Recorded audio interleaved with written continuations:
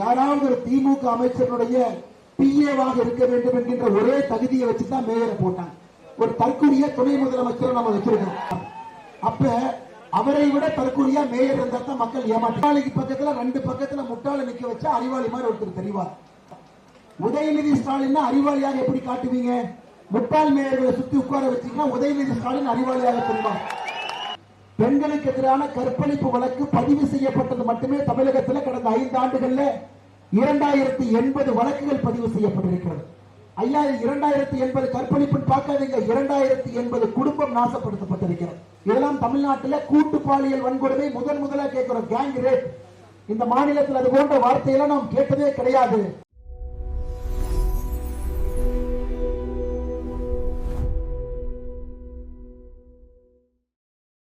கொண்டு வந்தாங்க, உடான் திட்டத்தில் ஏர்போர்ட்டை கொண்டு வந்தாங்க. மக்களுக்கு என்னெல்லாம் அடிப்படை தேவையோ எல்லாம் கூட சேலத்தில் பூர்த்தி செய்யப்பட்டது. ஆனா இன்னைக்கு உண்மையை சொல்லணும்னா, திராவிட முன்னேற்ற கழகம் செய்த முதல் தவறு, வேண்டுமென்றே செய்த தவறு என்னன்னாங்க, ஆட்சியில ஜெயித்து வந்த பிறகு உள்ளாட்சி தேர்தலில் மேயர்னா யாராவது ஒரு திமுக அமைச்சருடைய பிஏவாக இருக்க வேண்டும் என்கின்ற ஒரே தகுதியை வச்சுதான் மேயரை போட்டாங்க. இன்னைக்கு மதுரை மாநகராட்சி, நேற்று முழுவதும் மதுரையில் இருந்தவங்க, மதுரை மாநகராட்சிக்கு இன்னைக்கு மேயரே கிடையாது, மேயரே இல்ல. அக்டோபர் 2025 மதுரை மாநகராட்சியினுடைய மேயர் தன்னுடைய பதவியை ராஜினாமா கடிதம் கொடுத்துட்டார். எதுக்குங்க? 200 கோடி ரூபாய் குப்பையிலே ஊழல் செய்வதற்காக. குப்பையிலே ஊழல் செஞ்சதற்காக மதுரை மாநகராட்சியில மேயர் இல்ல. எத்தனையோ இடத்துல மேயரின் மீது நம்பிக்கை இல்லா தீர்மானம். சென்னை மேயர்ல இருந்து ஒரு மேயரை பாருங்க. ஒரு மேயர் என்கின்ற பொறுப்பு ஒரு மதிப்பு வாய்ந்த, முக்கியத்தன்மை வாய்ந்த ஒரு பொறுப்பு. மக்களுடைய அடிப்படை பிரச்சனைகளுக்கு தீர்ப்பதற்கான ஒரு பொறுப்பு மேயர் கையில். இவங்க மேயரா யாரை போட்டிருக்கிறாங்க? ஒரு தற்கொலைய துணை முதலமைச்சரை நம்ம வச்சிருக்கோம். எதற்கு துணை முதலமைச்சராக வச்சிருக்கிறோம்? ஒரு தற்கொலை துணை முதலமைச்சராக இருக்கின்றார். அப்ப அவரை விட தற்கொலையா மேயர் இருந்தா தான் மக்கள் ஏமாற்றுவோம். ஐயா, நல்லா புரிஞ்சுக்க. படித்தவன் பக்கத்துல ஒரு அறிவாளி எப்படிங்க அறிவாளின்னு சொல்றீங்க தாய்மார்களே? அறிவாளிக்கு பக்கத்துல ரெண்டு பக்கத்துல முட்டாள நிக்க வச்சா அறிவாளி மாதிரி ஒருத்தர் தெரிவார். உதயநிதி ஸ்டாலின் அறிவாளியாக எப்படி காட்டுவீங்க? முட்டாள் மேயர்களை சுத்தி உட்கார வச்சீங்கன்னா உதயநிதி ஸ்டாலின் அறிவாளியாக தெரிவார். இவங்களுடைய இந்த திருட்டு வேலையில பிரச்சனை நமக்கான அடிப்படை பிரச்சனைகள் சரி செய்யப்படாம மோசமான மேயர்கள் நிர்வாக திறமை இல்லாதவர்கள், எப்படி ஒரு பணி செய்யறதுன்னு கூட தெரியாதவங்களை கொண்டு வந்து மேயராக போட்டு வைத்து நாம் இன்னைக்கு திண்டாடி கொண்டிருக்கின்றோம். அருமை சொந்தங்களே, அதனால் இந்த வெற்றி உறுதி. நம்முடைய வெற்றியை பொறுத்தவரை எல்லா இடத்திலையும் பாக்குறேங்க ஐயா. மிகப்பெரிய வெற்றியை நம்முடைய அனைத்து இந்திய அண்ணா திராவிட தலைமையிலான தேசிய ஜனநாயக கூட்டணி பெற இருக்கின்றோம். அதில் அண்ணன் எடப்பாடி பழனிசாமி அவர்கள் முதலமைச்சராக மே 4க்கு பிறகு அந்த நாட்களில் உட்கார இருக்கிறார். ஐயா, நான் சொல்வதை தாண்டி நாம் ஜெயிச்சு ஆட்சிக்கு வந்த பிறகு உடனடியாக நடக்கக்கூடிய உள்ளாட்சி தேர்தல் 2026 கடைசியில் நடக்கக்கூடிய உள்ளாட்சி தேர்தலில் சரியான நபர்களை கவுன்சிலராக மேயராக கொண்டு வர வேண்டும். இதுவும் நம்முடைய கடமை. ஆனால் இந்த தேர்தலை பொறுத்தவரை முக்கியத்தன்மை வாய்ந்த தேர்தல். ஐயா, திமுக திரும்ப வந்தானா இதே கொத்தடிமைகள் தான் மேயர் என்பதை மறந்து விடாது. திமுக திரும்ப எங்கே வந்து தமிழ்நாட்டில் ஆட்சியை பிடிச்சா ஒரு தற்கொலையை அறிவாளியாக காட்டுவதற்கு பக்கத்தில் இது போன்ற முட்டாள்களை மேயராகத்தான் வச்சிருப்பாங்க. அதனால் நீங்கள் நன்றாக புரிந்து கொள்ள வேண்டும். உண்மையான மாற்றம் என்னன்னா, 2026 நம்முடைய கூட்டணி ஜெயிக்கணும். அண்ணன் எடப்பாடி பழனிசாமி அவர்கள் முதலமைச்சராக வரணும். அதன் பின்பு நடக்கக்கூடிய தேர்தல், உள்ளாட்சி தேர்தலில் ஒழுக்கமான, நியாயமான, நல்லவர்களை நம்முடைய பிரதிநிதிகளாக தேர்ந்தெடுக்கணும். அதுல மேயர் வரணும். அருமை சொந்தங்களே, உங்களுக்கு தெரியும், இந்த மாவட்டத்தை பொறுத்தவரை இந்த அமைச்சர் ராஜேந்திரன் அவருடைய வேலையே என்னன்னா, யாராவது மோசடி பேர் வழியில் இருந்தா அவங்களுக்கு போய் ரிப்பன் கட் பண்றதுதான் இவருடைய வேலையே. வேற எந்த வேலையுமே செய்ய மாட்டாங்க. அருமை சொந்தங்களே, உங்களுக்கு நான் சில புகைப்படத்தை காட்ட, நீங்க பாருங்க. இந்த புகைப்படத்தை காட்டினா உங்களுக்கு தெரியும். சேலம் அம்மாப்பேட்டையில அன்னை தெரசா மனிதநேய அறக்கட்டளை யாரோ நடத்துறாங்க. அதுல ஒருத்தர் போலி ஐபிஎஸ் அதிகாரியாக வேஷம் போட்டு அங்கே ஒருவர் நின்று கொண்டிருக்கிறார். அருமை சொந்தங்களே, அந்த கூட்டத்துக்கு போய் இங்க போட்டோ இருக்குது பாருங்க. அந்த கூட்டத்துக்கு போய் இவருடைய வேலை என்ன? இது போன்ற பிபிஜி கோல்டு பிரைவேட் லிமிடெட் அப்படிங்கிற கம்பெனியை போய் ரிப்பன் கட்டி ஓபன் பண்றது. அந்த நிறுவனத்தினுடைய தலைவர்கள் யார் இருக்கிறாங்க அவர்களோடு சேர்த்து புகைப்படம் எடுத்துக் கொள்வது. அப்ப மக்களுக்கு என்ன ஆசை வரும்? பரவாயில்லை, நம்ம கஷ்டப்பட்டு சம்பாதிச்சிருக்கிறோம், உழைச்சிருக்கிறோம். அப்ப நாம ஒரு இடத்துல போய் நம்ம பணத்தை போட்டா இரட்டிப்பு செய்கின்றோம் சொல்றாங்க. சேலம் மாநகரத்தில் மட்டுமே கிட்டத்தட்ட 500 கோடி ரூபாய்க்கு மேல 500 கோடி ரூபாய்க்கு மேல இந்த ராஜேந்திரன் அங்க போய் கூட நிற்கிறார் என்கின்ற ஒரே காரணத்திற்காக, அவருடைய ஆதரவை பெற்றிருக்கின்றார்கள் என்கின்ற ஒரே காரணத்திற்காக இந்த மாநகரத்தில் மட்டுமே 500 கோடி ரூபாய் மக்கள் இழந்து நடுத்தர குடும்பத்தில் இருக்கவங்க இன்னைக்கு வீதிக்கு வந்திருக்கின்றார்கள். அருமை சொந்தங்கள், அதனால் அருமை சொந்தங்களை நாம் தெளிவாக புரிந்து கொள்ள வேண்டும். 10 ஆண்டு காலமாக இங்கே எம்எல்ஏவாக இருக்கக்கூடியவர், இதே தொகுதியில கடந்த 5 ஆண்டு காலமாக சுற்றுலாத்துறை அமைச்சராக இருக்கக்கூடியவர், சேலத்துக்கு என்ன கொண்டு வந்தார்னா ஒரு படத்துல வடிவேலு ஜோப்புல கையை விட்டு ஒண்ணுமே இல்லை அப்படிங்கிற மாதிரி எதுவும் செய்யாம ஒரு அமைச்சர் இங்கே சுட்டி கொண்டிருக்கிறார்கள். அருமை சொந்தங்களே, அது மட்டும் இல்லை, இன்னொன்று நன்றாக புரிந்து கொள்ள வேண்டும். சேலம் மாநகராட்சியில சேலம் நகரில் இருக்கக்கூடிய நம்முடைய கிறிஸ்தவ இஸ்லாமிய சொந்தங்கள் ஒரு விஷயத்தை நல்லா புரிஞ்சுக்கணும். ஐயா, இன்னைக்கு நீங்க பாரதிய ஜனதா கட்சியின் மீது எனக்கு கோபம் இருக்கு, அதனால நான் அதிமுக ஓட்டு போட மாட்டேன், பாட்டாளி மக்கள் கட்சிக்கு ஓட்டு போட மாட்டேன், பாரதிய ஜனதா கட்சி ஏதோ தப்பு பண்ணுச்சு. அருமை சொந்தங்களே, உங்களுக்கு தெரியும், பாரதிய ஜனதா கட்சியை பொறுத்தவரை பாரதத்தை முன்னிறுத்தி ஆட்சியில் இருக்கக்கூடிய ஒரு கட்சி. நாம் எப்பொழுதும் சாதி மதம் இனம் பார்த்தது கிடையாது. இந்தியா முன்னேற வேண்டும் என்கின்ற ஒற்றை கருத்தில் மட்டும்தான் நம்முடைய ஆட்சியில அதிகாரத்தில் அமர்ந்திருக்கின்றோம். இன்னைக்கு நீங்க சேலத்தில் இருக்கக்கூடிய இஸ்லாமிய சொந்தங்கள், நான் நெஞ்ச தொட்டு உங்களை கேட்கிறேன், ஐயா, உங்க பகுதியில் நீங்க திமுகவுக்கு தொடர்ந்து ஓட்டு போடுறீங்களே, உங்களுடைய வாழ்க்கை தரம் உயர்ந்திருக்கான்னு நீங்க பாருங்க. இன்னைக்கும் இந்தியாவில் ஹஜ் பயணிகளுக்கு அதிகமான மானியம் யாரு கொடுக்கிறாங்கன்னா மத்தியில் இருக்கக்கூடிய பாரதிய ஜனதா கட்சி. இஸ்லாமிய மாணவர்களுக்கு யாரு கடந்த 10 ஆண்டுகள் அதிக ஸ்காலர்ஷிப் கொடுத்திருக்காங்கன்னா அதுவும் பாரதிய ஜனதா கட்சி மத்தியில். அருமை சொந்தங்களே, வெறுப்பை வெறுப்பை வெறுப்பை உங்கள் மேல திராவிட முன்னேற்ற கழகம் அதை ஊட்டி ஊட்டி வளர்த்து நாங்க ஓட்டு போட மாட்டோம் என்று உங்களை மூளை செலவை செய்து இன்னைக்கு எங்கே கொண்டு வந்து நம்முடைய இஸ்லாமிய சொந்தங்களை நிறுத்தி இருக்கின்றார்கள் என்று பாருங்க. அவர்கள் வசிக்கக்கூடிய பகுதி ரோடு கூட போட மாட்டான். கேட்டா திமுக பொறுத்த வரைக்கும் அந்த இடத்துக்கும் போக மாட்டான். நமக்கு அவங்க தான் ஓட்டு போட போறாங்க, எதற்காக அவர்களுக்கு வேலை செய்யும். இந்த முறை என்னுடைய சாக்கடை எல்லாம் ஒரு திறந்த சாக்கடையாக இருக்கக்கூடிய பகுதி தான் இங்க இருக்கக்கூடிய இஸ்லாமியர்களுடைய பகுதி. அதனால் அன்பு சொந்தங்களே, உங்களுடைய அன்போடு நான் கேட்டுக்கொள்கின்றேன், உங்களுக்கு பணி செய்ய வேண்டும் என்பதற்காக 2 அற்புதமான வேட்பாளர்கள் உங்கள் முன்னால் நின்று கொண்டிருக்கின்றார்கள். சேலம் வடக்குல மாம்பழ சின்னத்தில் அண்ணன் சதாசிவம் அவர்கள், சேலம் தெற்கில் இரட்டில் அண்ணன் வினோத் அவர்கள். அதனால் தயவு செய்து உங்கள் வளர்ச்சிக்காக யோசித்து இந்த முறை நீங்க ஓட்டு போடுங்க, வளர்ச்சிக்காக எங்களோடு நில்லுங்கள். அருமை சொந்தங்களே, தாய்மார்களே, இன்னைக்கு தாய்மார்கள் ஒரு நிமிஷம் நீங்க யோசிச்சு பார்க்கணும். கடந்த 5 ஆண்டு காலத்துல நடந்திருக்கக்கூடிய பாலியல் வன்கொடுமை தமிழகத்தினுடைய அரசியல் சரித்திரத்துல ஒரு 5 ஆண்டு காலத்தில் எப்போது நடந்திருக்காங்க நீங்க பாருங்க. பெண்களுக்கு எதிரான கற்பழிப்பு வழக்கு பதிவு செய்யப்பட்டது மட்டுமே தமிழகத்தில் கடந்த 5 ஆண்டுகள்ல 2080 வழக்குகள் பதிவு செய்யப்பட்டிருக்கிறது. ஐயா, 2080 கற்பழிப்பு பார்க்காதீங்க, 2080 குடும்பம் நாசப்படுத்தப்பட்டிருக்கிறது. படுகொலைகள் மட்டுமே தமிழகத்தில் கடந்த 5 ஆண்டுகள்ல 8008 படுகொலைகள் நடந்திருக்கிறது. 8008, ஒரு நிமிஷம் நான் சொன்னதை மட்டும் நீங்க கண்ண முடிவு கேட்கணும். 8008 கொலைனா ஒரு நாளைக்கு தமிழகத்தில் 5 படுகொலை நடந்திருக்கிறது. ஐயா, தமிழகத்தில் 2080 கற்பழிப்புனா ஒரு நாளைக்கு ஒரு கற்பழிப்பு வழக்குக்கு மேல தமிழ்நாட்டில் நடந்திருக்கு. இதெல்லாம் தமிழ்நாட்டில் கூட்டு பாலியல் வன்கொடுமை முதலாக கேட்கிறோம், கேங் ரேப். இந்த மாநிலத்தில் அது போன்ற வார்த்தையெல்லாம் நாம் கேட்டதே கிடையாது. திராவிட முன்னேற்ற கழகம் ஆட்சிக்கு வந்த பிறகுதான் கூட்டு பாலியல் வன்கொடுமை என்கின்ற வார்த்தையை பத்திரிகையில பார்க்கிறோம். அருமை சொந்தங்களை, இன்றைக்கு இதே காவல்துறை நண்பர்கள், இதற்கு முன்பு ஸ்காட்லாந்து யார்டுக்கு இணையாக பணி செய்யக்கூடிய காவல்துறை நண்பர்களை இன்னைக்கு எங்கே கொண்டு வந்து திராவிட முன்னேற்ற கழகம் நிறுத்தி இருக்கின்றார்கள் பாருங்க. அவங்க கையெல்லாம் கட்டி போட்டு அரசியல் காரணத்திற்காக எந்த அதிகாரத்தையும் கொடுக்காம இந்த காவல்துறையினுடைய மாண்பை குலைத்து திராவிட முன்னேற்ற கழகம் 5 ஆண்டு காலமாக ஆட்சி நடத்தியிருக்கின்றார். நம் மாற்றம் என்று சொல்வது மே 4ஆம் தேதிக்கு பிறகு இதே காவல்துறை நண்பர்கள் தான் சட்டம் ஒழுங்கு சரி செய்யணும். நம்ம புதுசா நம்ம வெளியிருந்து யாரையும் கூட்டு வர போறது இல்லை. அவர்களுக்கு அரசியல் அதிகாரம், அவர்களுக்கு பணி செய்வதற்கு ஒரு வசதி. உள்ளூரில் இருக்கக்கூடிய அமைச்சர்கள் இன்னைக்கு காவல்துறையில கொத்தடிமைகள் போல் நடத்தி கொண்டிருக்கிறார்கள். அதனால பிரச்சனை யாருக்கு நடக்குதுனாங்க, உங்களுடைய குழந்தைகளுக்கு பிரச்சனை, உங்களுக்கு பிரச்சனை. ரோட்டில் நடந்து சென்றாலும் கூட பாதுகாப்பு இல்லாத ஒரு சூழ்நிலையை திராவிட முன்னேற்ற கழகத்தினுடைய அரசு உங்களுக்கு உருவாக்கி இருக்கின்றார்கள். அருமை சொந்தங்களே, சட்டம் ஒழுங்குக்காக மட்டும் நீங்க ஆட்சியை மாத்தி. அதான் நான் சொன்னங்க ஐயா, போன வாரம் டிஜிபியை மாத்துறாங்க, 2 நாளைக்கு முன்னாடி தலைமைச் செயலரை மாத்தினாங்க, ஏப்ரல் 23ஆம் தேதி நீங்க சிஎம் மாத்திருங்கன்னு அன்போடு கேட்கிறேன்.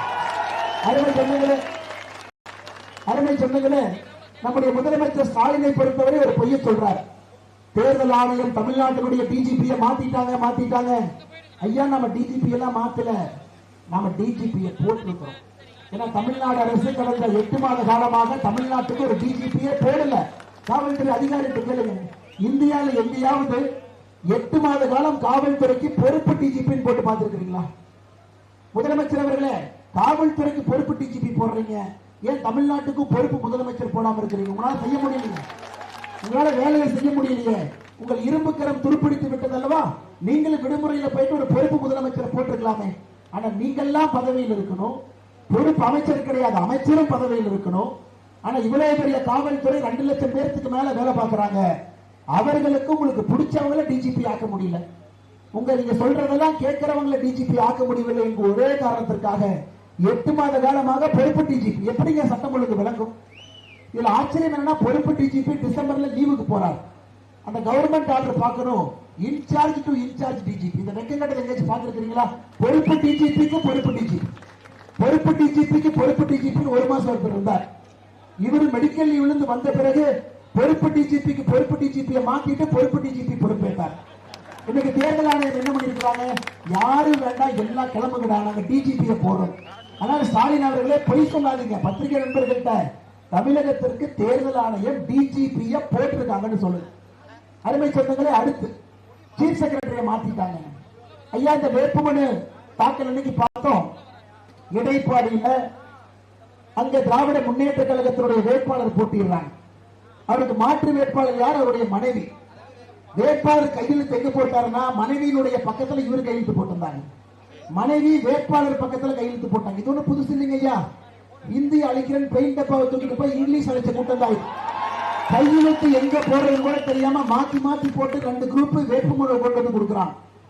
அதை நியாயப்படி நிராகரிச்சிருக்கணும், நிராகரிக்கல. சேப்பாக்கில் உதயநிதி ஸ்டாலினுடைய வேட்புமனுல அவருடைய முதலீடுகள் எங்க இருக்குன்னே சொல்லல. அதன் பிறகு ஸ்க்ரூட்டனில் வாங்கி எழுதுறாங்க. தமிழகத்தில் கிட்டத்தட்ட 20 தொகுதியில திராவிட முன்னேற்ற கழகத்தினுடைய யாரெல்லாம் வேட்புமனு கொடுத்தாங்களோ நிராகரிக்கப்பட்டிருக்க வேண்டும். அப்ப தேர்தல் ஆணையம் இதெல்லாம் பார்த்துக்கிட்டு தலைமைச் செயலாளரை மாத்தாம இருப்பாங்களா? உள்ள எல்லாம் டிஆர்ஓ போய் உட்கார்ந்து எல்லா வேட்பாளர்கள் வெளியே போங்க, பேனாவை கொண்டு வாங்க, மைய கொண்டு வாங்க, எழுதுங்க, ஐயா இந்த ஃபார்ம் தப்பா எழுதிட்டீங்க, அதெல்லாம் நாமினேஷன் பண்ற அன்னைக்கு செய்யற வேலைங்களாங்க ஐயா, இல்ல ஸ்க்ரூட்டினி பண்ற அன்னைக்கு செய்யற வேலையா?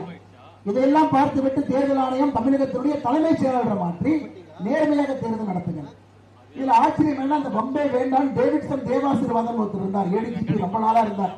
என்னை விட்டுருங்க சாமி, யாரு வந்தால் எனக்கு பிரச்சனை, நான் மெடிக்கல் லீவ்ல போறோம், இந்த பஞ்சாயத்தில் மெடிக்கல் லீவ் கொடுத்து அவர் கிளம்பிட்டார். எதற்காக இதை சொல்லுகிறேன் என்றால், ஐயா காவல்துறை இன்னைக்கு தலையில்லாத பாம்பாக இருக்கிறது. ஒரு காவல்துறையினா நல்ல தலை இருக்கணும், அப்பதான் அந்த பாம்பு வளைஞ்சு நெளிஞ்சு சரியா போக முடியும். இன்னைக்கு காவல்துறைக்கு நல்ல தலைமையை கொடுத்து நெஞ்சுரத்தை கொடுத்து, ஐயா எதுக்குங்க ஐயா உங்களுக்கு லாட்டி, எதுக்குங்க ஐயா உங்களுக்கு துப்பாக்கி எல்லாம் கொடுத்திருக்கிறோம், இத்தனை ரவுடிகள் எல்லாம் தமிழ்நாட்டில் திருவதற்கா? அதனால் அருமை சொந்தங்களே, நீங்க இன்னைக்கு தயவு செய்து ஒரு அரசியல் மாற்றத்தை, ஆட்சி மாற்றத்தை, சட்டம் ஒழுங்கை சரி செய்வதற்கு நீங்க கொடுக்கணும். சேலத்தினுடைய குறிப்பாக சேலத்தினுடைய வடக்கு தொகுதியினுடைய சொந்தங்கள் குறிப்பாக ஒரே நிமிஷம் யோசனை. ஐயா 11ல் 10, கோயம்புத்தூர் 11க்கு 11 வரப்போகுது. அவினாசி சேர்த்துட்டீங்கன்னா 11க்கு 11. அங்க எஸ்பி வேலுமணி என்ன நம்முடைய தலைவர்கள் 11க்கு 11 கொண்டு வந்துருவாங்க. ஐயா மதுரை நேற்று ஃபுல்லா பிரச்சாரம் பண்ண 6 கார் மதுரை மத்தியில சுந்தர் சி என்ன பிடி அடிச்சு தூக்கி போட்டுருவார். அதே போல ராஜன் செல்லப்பாண்டே திருப்பரங்குன்றத்தில் வந்துருவாரு. அதே போல செல்லூர் ராஜா இந்த பக்கம் வந்துருவாரு. மதுரை தெற்கில் நம்முடைய பேராசிரியர் ஸ்ரீனிவாசன் அவர்கள் பிஜேபியில வந்துருவாரு. எல்லா இடத்திலும் வருது. அதனால சேலம் மக்களே இந்த முறை ஒரு சரித்திரத்தை படைங்க. முழுவதுமாக அண்ணன் எடப்பாடி அவர்களுக்கு முழு சாவியை கொடுத்து சென்னைக்கு அனுப்பிடுங்க, முழு சாவியை கொடுங்க. 11க்கு 11 குறிப்பாக சேலம் வடக்கில் நீங்கள் இந்த முறை அண்ணன் சதாசிவம் அவர்களுக்கு மாம்பழ சின்னத்தை உங்களுடைய ஆசீர்வாதத்தை கொடுக்க வேண்டும் என்று கேட்டு, அடுத்து மிக மிக முக்கியமானது ஐயா, சேலத்தை பொறுத்தவரை இது ஒரு பாரம்பரிய நகரம், சாதாரண நகரம் இல்லைங்க. இன்னைக்கு நம்முடைய நோக்கம் எல்லாம் சேலத்தை இன்னும் அடுத்த கட்டம் எடுத்துட்டு போகணும். அண்ணன் எடப்பாடி அவர்கள் இதுல பேசினார், பாரத பிரதமரை வைத்துக் கொண்டு முதல் கூட்டத்தில் பேசினாங்க. ஐயா நம்ம ஆட்சியில் இருக்கும் பொழுது நடந்தாய்வாலி காவேரிக்கு 11,840 கோடி ரூபாய் நிதி ஒதுக்கணும், நீங்க தான் ஒதுக்குனீங்க டெல்லியில் இருந்து. ஆனா திராவிட முன்னேற்ற கழகம் இந்த ஆட்சி இது அப்படியே நிறுத்தி வச்சிருக்கிறாங்க. காவிரி குண்டாறு இணைப்பு திட்டத்தை நிறுத்தி வச்சிருக்கிறாங்க. ஐயா திருமணிமுத்தாறு காவேரி இணைப்பை நிறுத்தி வச்சிருக்கிறாங்க. குறிப்பாக சேலம் நகரத்துக்குள்ள போகக்கூடிய திருமணிமுத்தாறு எப்படிங்க ஐயா போகுது? குப்பை கூலமாக எல்லாம் சேர்ந்து போகுது. இதையெல்லாம் சரி செய்ய வேண்டும் என்றால் விவசாயம் தெரிந்தவர் ஒருவர் முதலமைச்சராக இந்த நாற்காலியில் அமரும், எந்த மாற்று கருத்து. இன்னைக்கு திமுக காரங்க சொல்றாங்க எங்க தலைவருக்கு தான் விவசாயம் தெரியும், உங்களுக்கு மட்டுமா தெரியும், நாங்களும் விவசாயம் பார்க்கிறோம். ஐயா, விவசாயம் பார்ப்பது என்பது ஒரு பஞ்சை வச்சு பொங்கல் வைப்பது விவசாயம் பார்க்கறது இல்லைங்க. டெல்டா பகுதியில முதலமைச்சருடைய செருப்புல சேறு பட்டுவிடக் கூடாது என்பதற்காக கான்கிரீட் ரோடு போட்டு கூட்டிக் கொண்டு போவது விவசாயம்.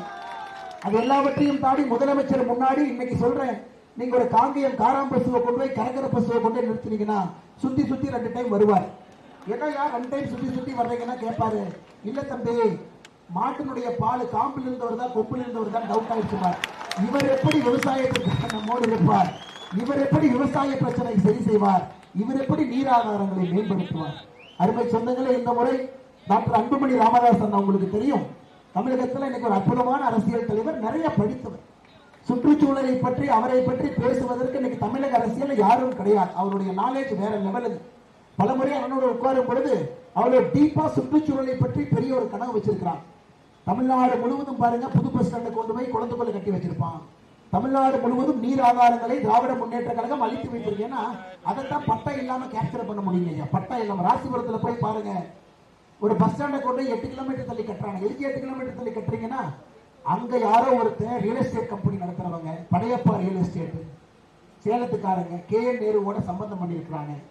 அவங்க லேண்டை வாங்கிட்டு 8 ஏக்கரை தானமா கொடுத்தாங்களாமா. ஏன்னா திமுக காரன் ஒரு பைசா கூட நீ தானமா கொடுக்க மாட்டேன், என்னடா 8 ஏக்கர் கொடுக்குறேன்னா, அந்த 8 ஏக்கர்ல பஸ் ஸ்டாண்ட் வந்துட்டா 1 ஏக்கர் 50 கோடிக்கு ஏறிடுங்க ஐயா, எங்களுக்கு லாபம் தான். அதனால அருமை சொந்தங்களே, எதற்காக உங்களுக்கு இதை சொல்லுகின்றேன் என்றால், திராவிட முன்னேற்ற கழகத்தை பொறுத்தவரை கோபாலபுரத்தில் ஆரம்பித்து உள்ளூர் பஸ் ஸ்டாண்ட் வரைக்கும் எல்லாத்திலையும் கமிஷன் வாங்கக்கூடிய கட்சியாக மாறி இருக்கின்றார். அதை தாண்டி இன்னைக்கு அண்ணன் எடப்பாடி பழனிசாமி அவர்களை பற்றி கடந்த ஒரு வாரமா நானும் பார்த்துக்கிட்டு இருக்கிறேன். உதயநிதி ஸ்டாலினுடைய வார்த்தை கொஞ்சம் சரியாக இல்லை, மிக மோசமான வார்த்தை மட்டும் பேசிட்டு இருக்காரு. உதயநிதி ஸ்டாலின் நம்ம சொல்லணும், அருமை சகோதரரே, நீங்க டயப்பர் போட்டிருந்த பொழுது அண்ணன் எடப்பாடி அவர்கள் MLA என்பதை மறந்துவிடக்கூடாது. அதனால வாய் இருக்குது, என்ன வேணாலும் பேசுவது என்பதற்காக இன்னைக்கு திராவிட முன்னேற்ற கழகம் தன்னுடைய தொடர்ந்து இதை பேசிக் கொண்டிருக்கிறார்கள். அரசியல நாகரிகமான கருத்து வைக்கலாம், எதிர்க்கலாம், தவறில்லை. ஜனநாயகம்னா 4 பேர் எதிர்க்கத்தாங்க செய்யணும், அது கருத்தை வைங்க. அதற்காக மிக மிக ஆபாசமாக கடந்த ஒரு வார காலமாக இந்த அரசியல் பேச்சு என்பது என்ன செய்கின்றோம் என்பதை தாண்டி ஆபாசத்துக்குள்ள போய் நிற்குது. ஆனால் அருமை சொந்தங்களே, உங்களுக்கு எல்லாம் என்னுடைய அன்பான வேண்டுகோள், ஒரு மாற்றத்திற்காக நீங்க நிக்கணும், சட்டம் ஒழுங்கு சரி செய்யணும்.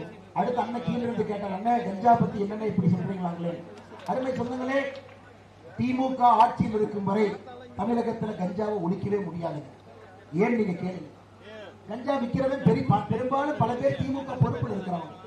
ஐயா சாதிக் பாஷா சாதாரண criminal, international criminal. Dravida Munnetra கழகத்தினுடைய அயலகண்ணில பொறுப்பில் இருக்கக்கூடிய நபர். இன்னைக்கு தமிழ்நாட்டில் காவல்துறை எவ்வளவு கஞ்சா பிடிச்சிருக்கிறாங்க? 5 ஆண்டுகள்ல பிடிப்பட்ட கஞ்சா 65,518 கிலோ, ரொம்ப குறைவு. ஒரு நாளைக்கு 20 கிலோ, 65,518 கிலோ, ஒண்ணுமே இல்லை. இன்னைக்கு அதனால நமக்கு தெரியும், எங்கே பள்ளி கல்லூரி எல்லாம் இருக்கோ அந்த முனையில யாரோ ஒருத்தர் கஞ்சா வித்துக்கிட்டு இருக்கிறாங்க. அதனால்தான் நம்முடைய வருங்கால முதலமைச்சர் எடப்பாடி பழனிசாமி அவர்கள் சொல்லியிருக்கிறாங்க, ஆட்சிக்கு வந்த பிறகு ஆன்டி கஞ்சா டாஸ்க் போர்ஸ் நேரடியாக முதலமைச்சருடைய கட்டுப்பாட்டுக்கு கீழே நாங்கள் கொண்டு வருகின்றோம், 100 நாள் ஒரு மாற்றத்தை கொடுக்கின்றோம் என்று சொல்லியிருக்கிறாங்க. அது மட்டும் இல்லை, அருமை சொந்தங்களே, இன்னைக்கு திமுக காரங்களுக்கு இதை சொல்லணும். அதனால தயவு செஞ்சு நான் சொல்றதை கேட்டு திமுக காரங்க யாராவது கிடுங்கிறது கீழே உளுந்துடாதீங்க. இதை கேட்கிறவங்க கொஞ்சம் ஏதாச்சும் ஒரு குச்சி பிடிச்சி பத்திரமா நில்லுங்க. ஏன்னா அவங்க அடிக்கடி சொல்றது என்னன்னா, பாரதிய ஜனதா கட்சி தமிழ்நாட்டுக்கு எதுவுமே செய்யல, பாரதிய ஜனதா கட்சி உள்ள வந்துடக்கூடாது. நேற்று பார்த்தா ஒரு ரிட்டையர்ட் நீதிபதி அவர் ஒரு மீட்டிங் போடுறாரு, பக்கத்துல யாராவது 4 பேர் உட்கார்ந்து இருக்காங்க. என்னையா மீட்டிங் போடுறீங்கன்னா, ஜீரோ பிஜேபி எங்கேயும் வந்துடக்கூடாது, பிஜேபியோடு கூட்டணியில் இருக்கிறனால அனைத்து இந்திய அண்ணா திராவிட முன்னேற்ற கழகத்தை திட்டுறாங்க, பாட்டாளி மக்கள் கட்சி திட்டிட்டு இருக்கிறாங்க. அருமை சொந்தங்களை நாம் புரிந்து கொள்ள வேண்டும். பாரதிய ஜனதா கட்சி ஏன் தமிழ்நாட்டுக்குள்ள வரக்கூடாது? நீங்களே சொல்லுங்க. குடும்ப ஆட்சியை ஒழிக்கணும், ஊழல் இல்லாத தமிழகத்தை கொண்டு வரணும், தேசியத்தை இங்கே கொண்டு வரணும். அதற்காக நாம் எல்லாம் ஒன்றாக இணைந்து நிற்கின்றோம். தமிழகத்திற்கு குறிப்பாக நான் இன்னைக்கு சேலத்துக்கு மட்டும் சொல்றேன்.